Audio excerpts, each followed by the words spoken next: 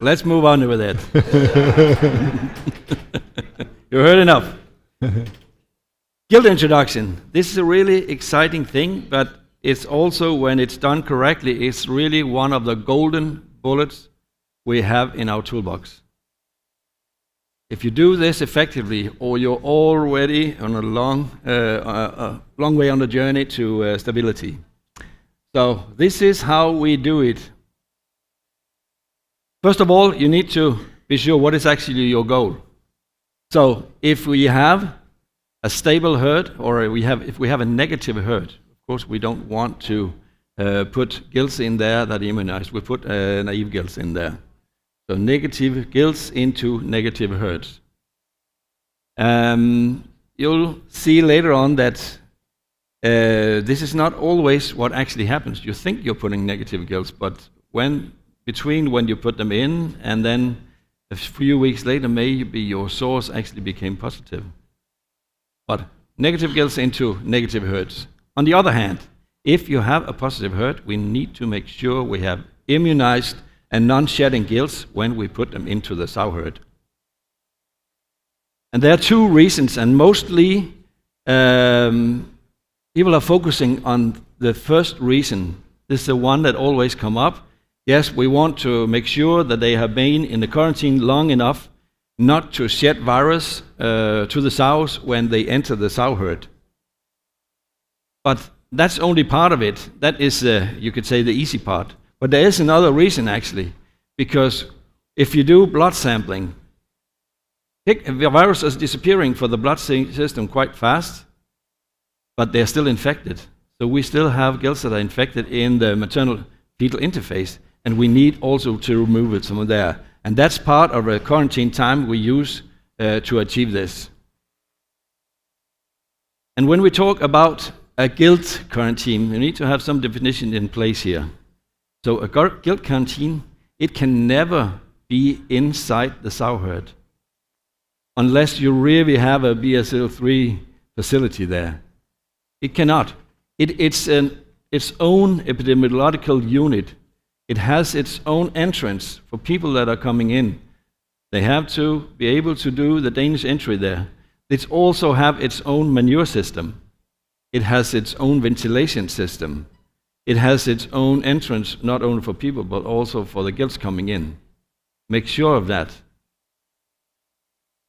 So some of the rooms we think is a gilt quarantine is actually not a quarantine. It's just a acclimation facility.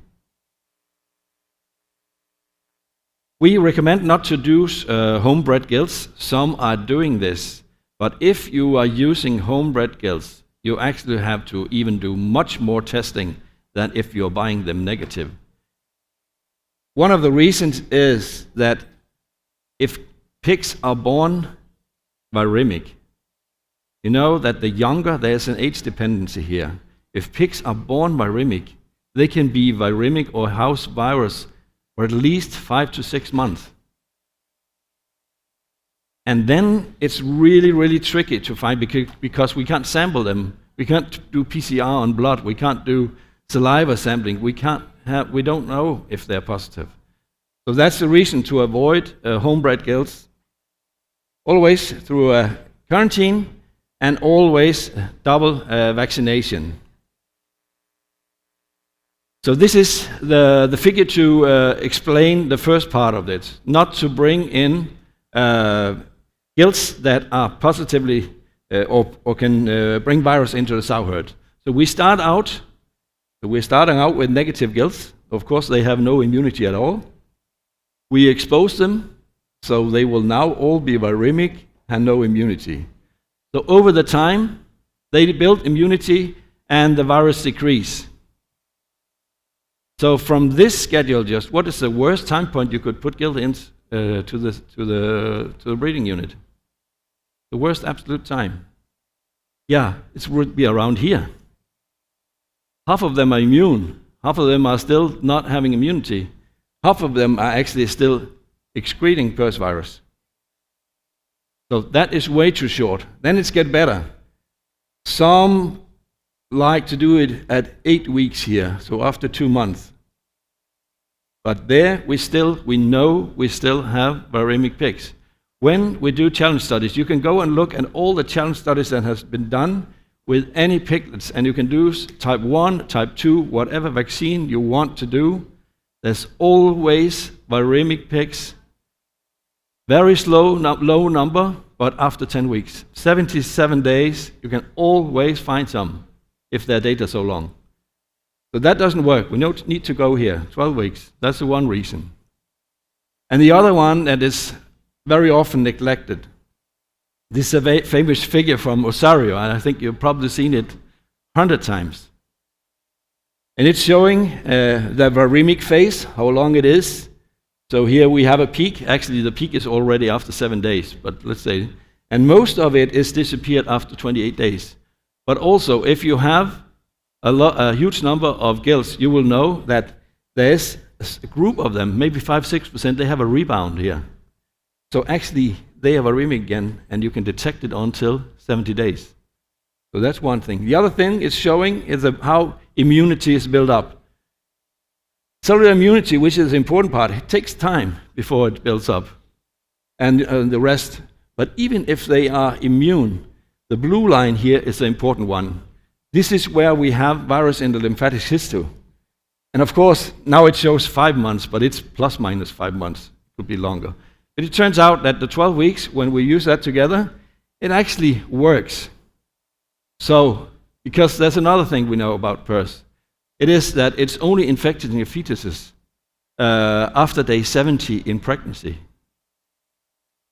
So how do we get to day 70 in pregnancy without infecting? Yeah, we got the first 12 weeks, we got that from our quarantine. Now we need an additional 2 months. The additional 2 months we get before they're actually coming into day 70 in pregnancy. So we got the 2 months from the gestation. So they're bred, they're inseminated after 12 weeks, and then another 2 months happens before they're actually going into day 70. So now we get into after 5 months here. Does it matter? Yes, it does. Because a couple of years ago, there were some smart veterinarians or farmers that said, okay, how can we shorten up the time? I can keep them in the 12-week quarantine, but I can shorten up the time because I inseminate them in the quarantine. Right? After 8 weeks, smart. What happens? They are farrowing viremic pigs. And now we can, of course, not achieve stability. Therefore, we have the 12-week quarantine system, and it's actually quite simple. First of all, you need to find out when is the time that you want to do the insemination of your gilts. Let's say, in this case, it's 34 weeks. They need to have been 12 weeks in quarantine before they go in. So we need to put the oldest gilts into quarantine when they are 23 weeks of age. We put 12 groups together. So the youngest are now 11 weeks old, and the oldest are 23 weeks, and we keep them for 12 weeks. We had 2 rooms, a room A and a room B. Room A was empty, we just filled them with this group. Room B was filled 12 weeks ago. So here we have a room 12 weeks ago, they were filled. Now these gilts are 34 weeks to 23 weeks. If you want to do insemination at 32 weeks, of course they need to be younger. So this is what you need to know. So this room is okay. Now, if you only have one quarantine with 12 weeks, now you have to take all of these gilts from this facility and put into the breeding herd. That is a lot of gilts that have to go there in at one time. That's why we invented the 12-week, a double 12-week, because they are ready to go, and we have another room A that we just filled, 11 to 20 weeks. Now, as the next weeks go, we can take these gilts week by week, because they've all been 12 weeks in the quarantine. Week by week, they're going into the sow herd. After 12 weeks, it's empty, we can fill it again, and now room A is ready to be emptied. Get it? It's a very smart system, because Besides that, we achieve 12 weeks from the oldest gilts, and again, there's an age dependency here. The older the gilts are, the faster they recover from a PRRS infection. And the youngest gilts that we put in that were only 11 weeks, and maybe they're even 10 weeks, they actually get longer time in the quarantine like this. They almost get 24 weeks in the quarantine. This system works. And it's sometimes, when does it fail? Actually, one of the reasons for the break we have is too short quarantine time. You try to cut corners here, and for example, also gilts are not properly immunized. And when they're not properly immunized, or you cut corners and you inseminate them too early, you have gilts farrowing PRRS positive pigs, and then you're of course unstable. So therefore, when we do surveillance, we often just follow the gilts, because the gilts is actually telling us the whole story about stabilization or non-stabilization. If you can't remember this, what I said, you can scan the QR code here. Then there's a video link where you can see this explained very well. You don't necessarily need a 12-week quarantine to buy gilts every 12 weeks. You can also buy them every 6 weeks. The thing is, you have to remember that they should always stay in the quarantine, in a closed facility, all in, all out, for 12 weeks. So even you just need more rooms then, and they need to be secured, each of them, if you are going for other time points.